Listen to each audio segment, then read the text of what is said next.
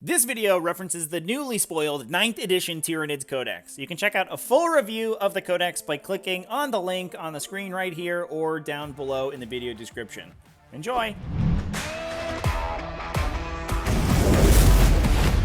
What's up, folks? Welcome back to TacticalTortoise. My name is Trevi, and today we're going to be digging into the new 9th edition Tyranid Codex. I've got a couple games under my belt and got a pretty good idea of how this Codex works, so let's start talking about some of the best units in the Codex. And today we're going to be breaking down my picks for the top 5 best units in 9th edition Tyranids. I'm going to be doing a lot of coverage of the 9th ed Tyranid Codex as I get more experienced with it. So if you enjoy this style of content and you want to see more of it, go ahead and drop a like, drop a subscribe on the video. All that stuff is awesome, and I'll love you forever if you do it. So today we're going to be covering the units that form the backbone of the Tyranid faction. These units we're talking about have powerful support abilities or utility that adds a lot to the faction you can't get from any other units, or that the army is designed to be built around. These are units that you're very likely to see in almost every single army list built using this Tyranid Codex. So let's start it with our number 5 pick. Our number 5 pick today is going to be the Venomthrope.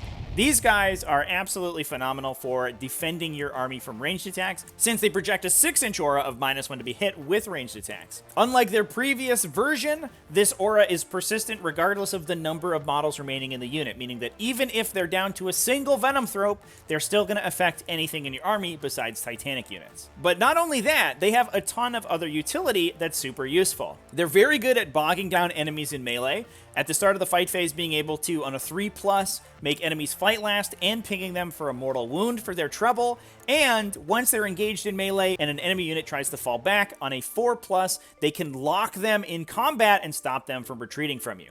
This makes Venomthropes very good at defending your army, both at range with their -1 to hit aura, but also against enemy chargers, since units charging into units that the Venomthropes are protecting have a pretty good chance of fighting last and then getting punched by your relatively powerful Tyranid melee profiles. And speaking of that melee profile, Venomthropes are no slouch in melee at all. With 5 attacks backed up by a 3+ weapon skill and 2+ poison, meaning that any non-vehicle or Titanic units are wounded on a 2+, Venomthropes are phenomenally powerful in melee, especially against light infantry, stuff that's going to be trying to come in and engage your gun line, which is what Venomthropes are protecting. That's buffed by a brace of really powerful keywords, including Fly, which allows them to move over models that they're protecting with their relatively fast movement of 8, as well as the core keyword that allows them to be buffed by characters like Hive Tyrants or the Swarm Lord. Venomthropes are the complete package, a defensive powerhouse that can also swing some attacks in the late game and protect you against melee aggression. They are phenomenal. And speaking of the units that want to be protected by the Venomthrope, let's talk about our number 4 pick. This is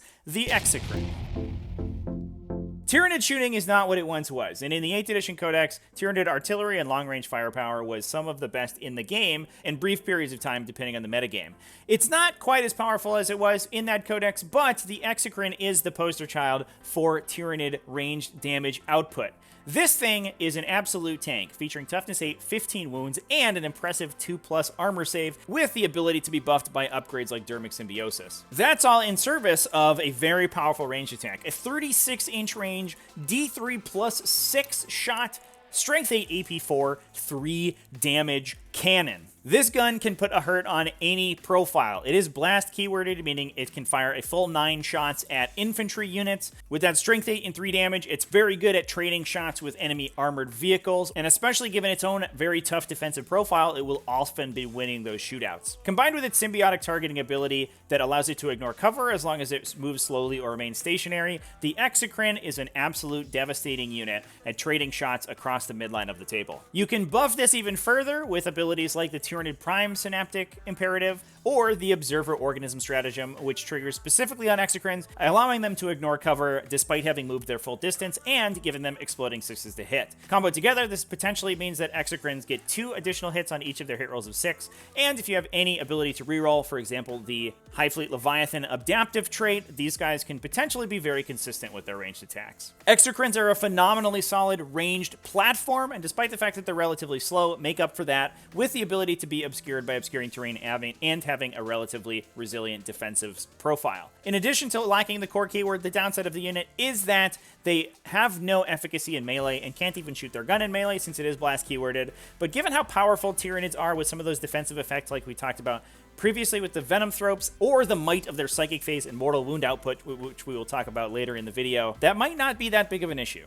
I expect to see Exocrines in the vast majority of Tyranid lists, if only to give them some long-range firepower that can keep itself hidden until an appropriately dangerous enemy unit exposes itself that the Exocrine can then prey on. And with that, let's move on to our number 3 pick, a unit that you will probably see in every single Tyranid list. These are the Zoanthropes. Now, in addition to a relatively resilient defensive profile, being toughness 5 with 4 wounds and having a 4+ invulnerable save, Zoanthropes can also put an immense amount of damage down in the Psychic Phase. For just a base unit of 3 Zoanthropes, these guys get +3 to cast their Smite Psychic powers, which, in addition to any other benefits at all, gives them a phenomenally probable chance to get a Super Smite, and basically allows them to power through the penalties to the Warp Charge of Smite that you would normally have from having multiple units casting Smite during the same Psychic Phase.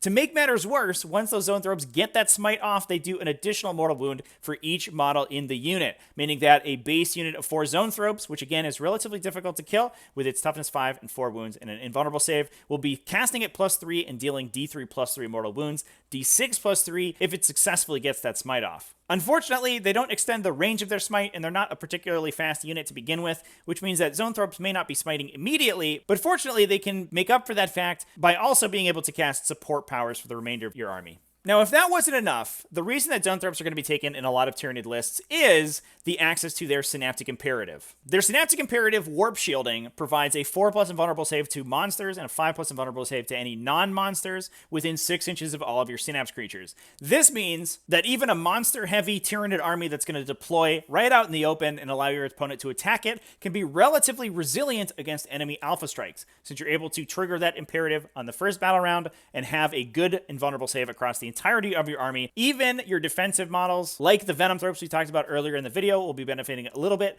buffing their relatively weak 4+ armor save to a 5+ invulnerable save, which is pretty solid and makes that unit very difficult to kill, especially if they're hiding out of line of sight. Being able to defensively buff the army in the early game, potentially cast some support psychic powers in the mid game, and then close things out by smiting with an immense number of mortal wounds with a very high reliability. Zoanthropes are good in every stage of the game, and there's never a situation in which this unit is doing nothing. The biggest downside of the unit currently is probably a typo on their datasheet. They don't actually have the Synapse keyword, which means they can't do things like project your synaptic links, but that's most likely an oversight, and they do have the Synapse ability, meaning that in a lot of situations they will still work identically. And with that, we can fly along to our number 2 pick for this breakdown. This is the Tyranid Harpy.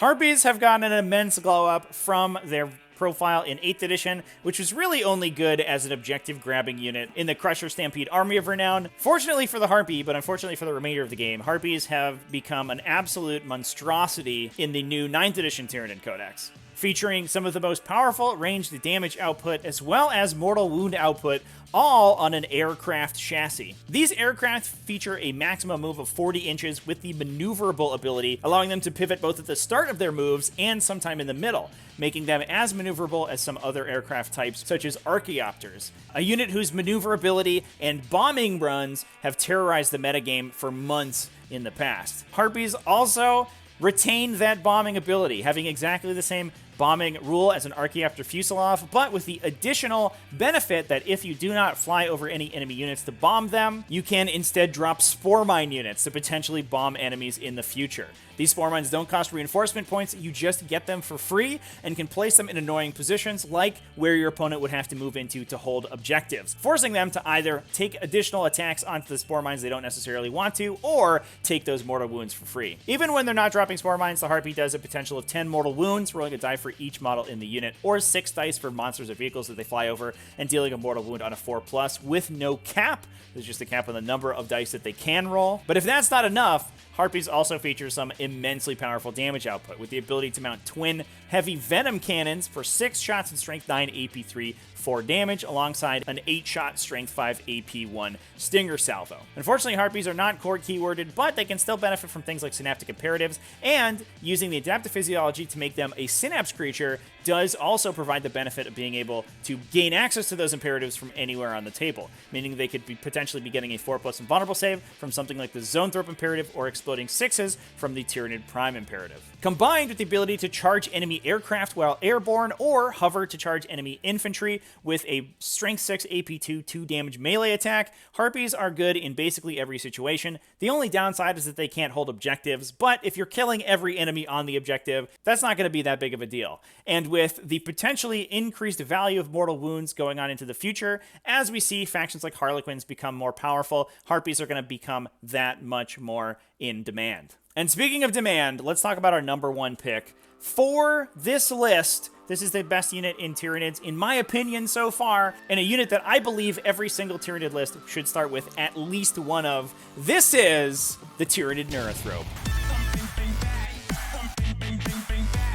Games Workshop really had a vision for how this codex was going to be built. Not only because my top 5 picks for the faction have basically been a tour of all of the different Thrope units, but also because the Neurothrope really creates the framework of how Tyranids are meant to operate in this new edition. Neurothropes have a pretty impressive base profile. Although not very good at fighting, they are relatively survivable at toughness 5 with 6 wounds and an impressive 3+ invulnerable save, meaning that even if enemy smash characters or powerful melee units are able to get a beat on a Neurothrope, there's a non-zero chance it simply won't die because that invulnerable save will see it through. Combined with any other defensive effects like the High Fleet Leviathan sub-faction ability to give them the transhuman physiology effect, Neurothropes are going to be very difficult to take down. Even if you are able to get any damage onto them or even onto any friendly Zoanthropes within 12 inches of them, anytime enemies suffer mortal wounds in the psychic phase, that's from any effects like the Neurothrope Smite itself, a Zoanthrope Smite, a Maliceptor Psychic Overload. This guy will heal himself or one of your other Zoanthropes 1 wound up to 3 per phase. But that's not really why you're taking him. The survivability of the Neurothrope shouldn't really be in question because the Neurothrope basically never needs to be near the front of the fight.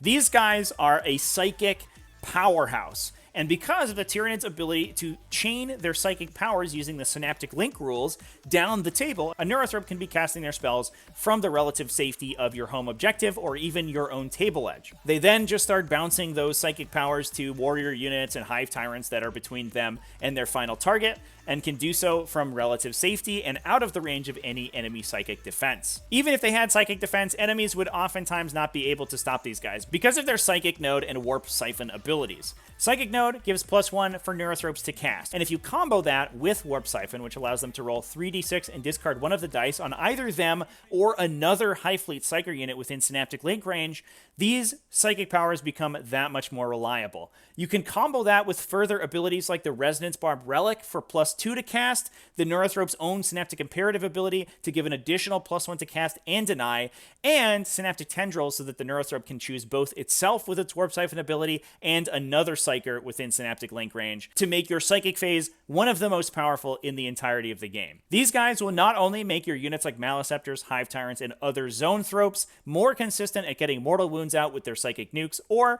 getting their support powers off, but a Neurothrope is also going to be able to sit on the back edge of your table and cast 2 to 3 support spells every turn with a potential +2 or +3 to cast, rolling 3d6, dropping the lowest. Your casts are almost automatic, and especially with a potential CP reroll in there, you should essentially never be failing powers with your Neurothrope casting. And again, your opponent isn't going to be able to even deny this guy because he's going to be so far away from them. Neurothropes make relatively inconsistent powers like Unstoppable Hunger or Onslaught almost automatic casts, can do it from safety, and can do it while buffing the remainder of your Psychic phase to be that much more powerful. These guys are so important for how the faction operates, being able to reinforce you in the late game and in your Psychic phase to be able to pump out those mortal wounds whenever you need to. These things are incredible. You should be taking one in every single one of your Tyranid lists. And that's it. That's all of my picks for the top 5 best units in the new Tyranid Codex. I'm so excited about this Tyranid Codex. I'm going to be playing so much of it. I'm going to be live streaming games basically every single day over on my Twitch channel. If you want to go check those out, there is a URL